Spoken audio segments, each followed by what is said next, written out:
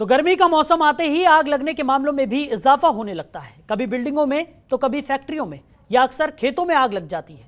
और आखिर ऐसा क्यों होता है, इसी को लेकर यह खास रिपोर्ट देखिए। प्रदेश ही नहीं, देश में जब भी गर्मी का मौसम आता है तो अक्सर आग लगने के केस बढ़ जाते हैं। कभी बिल्डिंगों में तो कभी फैक्ट्रियों में या अक्सर खेतों में आग लग जाया करती है। कभी कभी तो जान माल का बहुत बड़ा नुकसान हो जाता है। एक बार आग लगी तो सालों की मेहनत कुछ ही घंटे में सुहा हो जाती है। इस तरह आग न लगे, जान माल का नुकसान न हो, कुछ ही मिनटों में सालों की मेहनत पूरी तरह से नष्ट न हो, इसके लिए आपको होना होगा जागरूक कि आखिर आग कैसे लगती है। आग लगने के मुख्य 3 कारण होते हैं: फ्यूल, ऑक्सीजन, टेम्परेचर। जब ये 3 चीजें एक साथ मिलती हैं तभी लगती है आग। इसमें सबसे पहले तो मैं आम जनता को ये बताना चाहता हूँ कि आग लगने के कारण क्या होते हैं, मतलब आग लगने के लिए क्या क्या चीज़ें आवश्यक हैं कि आग लगे। तो इसमें 3 एलिमेंट्स होते हैं। एक तो होता है फ्यूल, ईंधन जिसे बोलते हैं, दूसरा ऑक्सीजन, हवा, और तीसरा होता है सोर्स ऑफ इग्निशन या टेम्परेचर।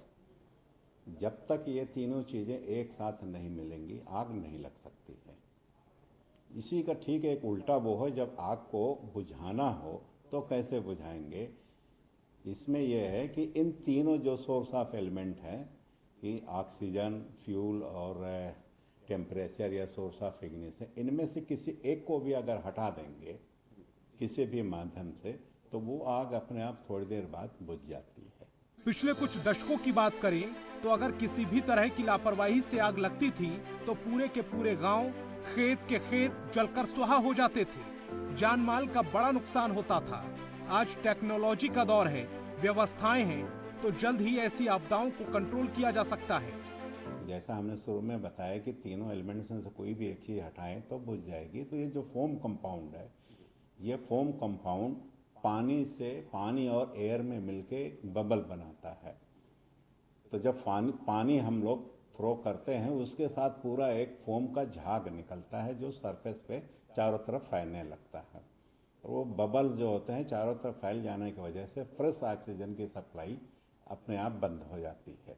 तो इस तरह से फिर आग धीरे धीरे अपने आप बुझ जाती है। घरों और कार्यालयों में ज्यादातर आग लगने की वजह शॉर्ट सर्किट होता है। फ्यूज सॉकेट लगाते समय आपको ध्यान देना होगा कि लोड के हिसाब से ही फ्यूज सॉकेट लगाया गया है या नहीं। कई बार बिजली जाने से बचाने के लिए लोग बहुत मोटा फ्यूज लगा देते हैं, तो इस वजह से वो बिजली सप्लाई और शॉर्ट सर्किट नहीं हो पाती है और वो सप्लाई कंटिन्यूअस चलती रहती है।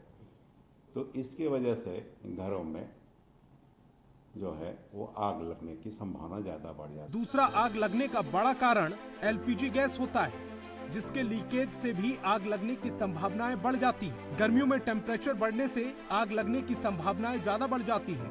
आने वाले समय में अगर आप चाहते हैं कि कोई ऐसा हादसा ना हो तो आपको ध्यान देना होगा कि जिन 3 एलिमेंट्स के मिलने से आग लगती है उनको आपस में न मिलने दें।